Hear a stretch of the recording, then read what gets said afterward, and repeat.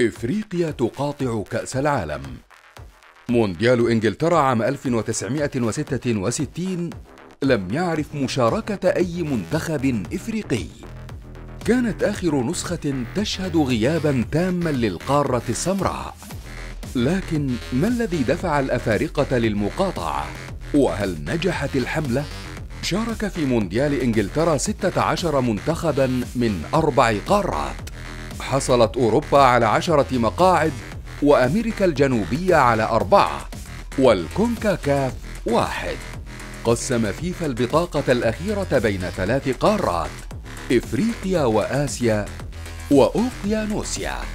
قادت غانا حملة للمقاطعة احتجاجاً على عدم تخصيص مقعد للقارة. تزامن ذلك مع حالة ثورية تعيشها القارة السمراء ضد الاستعمار الأوروبي. تونس ساندت غانا في مطالبها، ثم اتخذت القارة موقفاً موحداً. رأى فيفا أن إفريقيا ما زالت مستعمرة أوروبية، وآسيا حديثة العهد باللعبة. لم تنجح ضغوط الدول الإفريقية في إثناء الفيفا عن قرارها.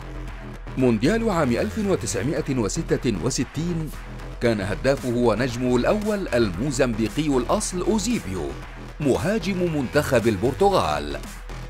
شارك منتخب كوريا الشمالية ممثلاً وحيداً عن آسيا وأوقيانوسيا وإفريقيا.